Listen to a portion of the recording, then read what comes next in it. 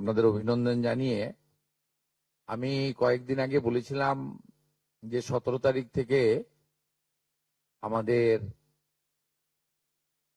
তৃতীয় পর্যায়ে অন্নপূর্ণা যোজনার টাকা অ্যাকাউন্টে ট্রান্সফার শুরু হবে। আমরা যেহেতু সংকল্পপত্রে ঘোষণা করেছিলাম আমরা প্রথম জুন মাসে 28 লক্ষ বেনিফিশিয়ারিকে অনলাইন এবং অফলাইনের মধ্যে দিয়ে আমরা শুধু প্রোগ্রামটা লঞ্চ করিয়েছিলাম। পরবর্তীকালে আমরা নির্দিষ্ট তথ্য এবং ফর্মের ব্যবস্থা করি। এটা করার পিছনে অনেকগুলো কারণ ছিল। প্রথমত সরকারি টাকা, এই সরকারি অর্থ সঠিক জায়গায় ব্যয় করা উচিত। সরকারি অর্থে নয়ছয় করার বা ফাইন্যান্সিয়াল ইনডিসিপ্লিন করার কোনো অধিকার কোনো মুখ্যমন্ত্রী, মন্ত্রী বা আধিকারিকের নেই। তাছাড়াও বিগত দিনের লক্ষ্মী ভান্ডার বলুন বা আমাদের সরকার আসার পরে অন্নপূর্ণা যোজনা, এটা সম্পূর্ণভাবে মহিলাদের একটি স্কিম। তার বয়স নির্দিষ্ট করা আছে 25 থেকে 60 বছর। সেক্ষেত্রে কোনো পুরুষের বা বয়সের 25 বছরের কম যারা, তারা পাওয়ার যোগ্য হতে পারে না।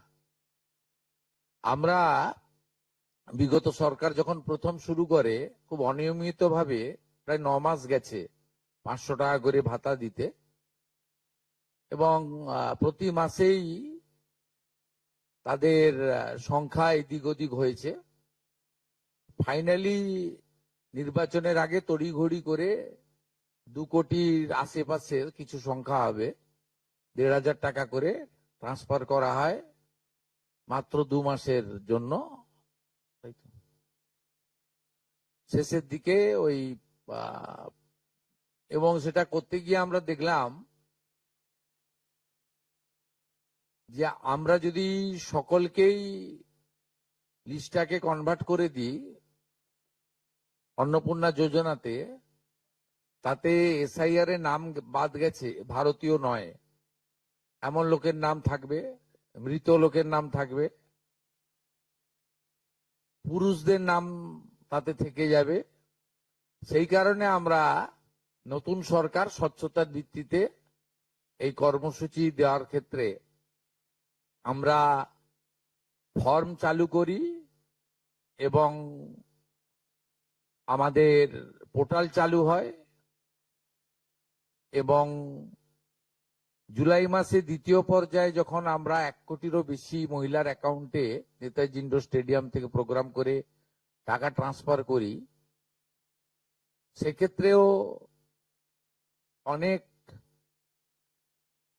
অভিযোগ আসে আমাদের কাছে, এবং অনেক মহিলারা বলেন যে আমি যোগ্য কিন্তু আমাকে দেওয়া হয়নি, ইত্যাদি ইত্যাদি।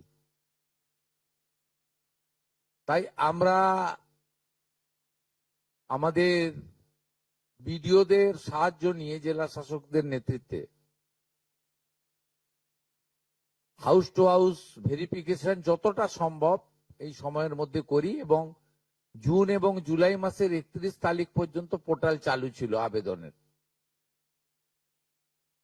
এবং এখানে প্রায় 1,70,00,000 বা তার থেকে একটু কিছু বেশি হবে সংখ্যাটা, আমি এই মুহূর্তে ডিটেলসে যাচ্ছি না, তারা আবেদন ইত্যাদি করেন, যার মধ্যে জুলাই মাসের প্রাপকরাও ছিলেন। অনেকের না পাওয়ার অভিযোগও ছিল, সংখ্যা অনেক। আবার অনেকের বক্তব্য ছিল যারা পাওয়ার যোগ্য নয় তাদের দিয়ে দেওয়া হয়েছে। তাই আমরা মোটামুটি একটা ভেরিফিকেশনের কাজ করছি, যে কাজ আগামী কাল পর্যন্ত আমাদের চালাতে হবে। এর মধ্য দিয়ে ইতিমধ্যে যারা ভেরিফাইড হয়েছেন সংখ্যাটা অনেক, গত মাসের থেকেও অনেক বেশি, তাদের অর্থ দপ্তর 17 তারিখ থেকে এত বিরাট এলাকা, বিরাট টাকা, 2-3 দিন লাগবে অ্যাকাউন্টে ট্রান্সফার তারা করতে থাকবেন। এটা প্রতি মাসে হবে না, প্রতি মাসেই যারা ভেরিফাইড হলেন তারা মাসের 2য় সপ্তাহে, আমি দেখছিলাম কিছুজন 1 তারিখ থেকেই বলতে শুরু করেছেন কখন ঢুকবে কখন ঢুকবে। মানে এরা মূলত আমাদের ভোট দেয়নি, আমাদের পরাজয় দেখতে চেয়েছিলেন, খুব কষ্ট হচ্ছে ওদের। কিন্তু আমরা সরকারি টাকা নয়ছয় করতে দেব না, আর যোগ্য প্রাপকদের চিহ্নিত করেই দেব, এবং আমরা এক্ষেত্রে কমিটেড। অর্থাৎ যে চুরি দুর্নীতি হয়েছে, যেমন বিগত দিনে আধার লিঙ্ক অ্যাকাউন্ট নম্বর দেওয়া হয়নি, সেলফ ডিক্লিয়ার অ্যাকাউন্ট নম্বরে দেওয়া হয়েছে, এর ফলে মহিলার টাকা পুরুষ পেয়েছে, অন্য লোক পেয়েছে, এখন গ্রেপ্তার হয়েছে বহু মানুষ। এই সব আছে, ডিটেলসে তো বলা যাবে না। আমরা মোটামুটি, আপনারা আমাদের শিশু ও নারী কল্যাণ দপ্তরের, এটা হচ্ছে নোডাল এজেন্সি, ইমপ্লিমেন্টিং এজেন্সি, তাদের 19/5/2026 তারিখে 2411-WCD নম্বর বিজ্ঞপ্তির মাধ্যমে তারা একটা মোটামুটি এসওপি দেয়, তার ভিত্তিতেই ভেরিফিকেশন হয়েছে। এবং এই ভেরিফিকেশনে যারা যোগ্য বিবেচিত হয়েছেন, বৈধ হয়েছেন, তাদের অর্থ 17 তারিখ থেকে প্রদান করা হবে। এর পরেও আমরা একটা অভিযোগ পোর্টাল রাখব, যে অভিযোগ পোর্টালে পরবর্তী সময়ে যে কেউ অভিযোগ করতে পারেন, এবং এই অভিযোগ নিষ্পত্তি করার জন্য আমরা সংশ্লিষ্ট ব্লকের বিডিওদেরকে বিশেষ দায়িত্ব, চিফ সেক্রেটারি দায়িত্ব ফিক্সড করে দেবেন। তারা হিয়ারিং নিয়ে একটা নির্দিষ্ট সময়ের মধ্যে নিষ্পত্তি করবেন। আমাদের যারা যোগ্য বিবেচিত হয়েছেন তাদের বয়স 25 থেকে 60 বছরের মধ্যে হতে হবে, আগেই বলা আছে। কেন্দ্রীয় বা রাজ্য সরকার, কোন বিধিবদ্ধ সংস্থা, সরকারি আন্ডারটেকিং, পঞ্চায়েত, পৌরসভা, সরকার, সরকারি সাহায্যপ্রাপ্ত শিক্ষা প্রতিষ্ঠান অর্থাৎ শিক্ষক, শিক্ষাকর্মী, স্থায়ী সরকারি চাকরিতে নিযুক্ত থাকেন, বা পেনশনার্স আসবে না যেহেতু 60 ঊর্ধ্ব, এটা ইরেলিভেন্ট, এরা এই বেনিফিটের মধ্যে পড়ছেন না। তাছাড়া যারা আয়কর প্রদান করেন, অর্থাৎ এখন আয়করের ঊর্ধ্ব সীমা হচ্ছে 12 লক্ষ টাকা বছরে, 12 লক্ষ টাকা পেরিয়ে গেলে আয়কর দিতে হয়। যে পরিবার আয়কর দেন, অর্থাৎ যার বাৎসরিক আয় 12 লক্ষ টাকা, সেই পরিবার এই কর্মসূচি অন্তর্ভুক্ত হওয়ার সুযোগ পাবেন না।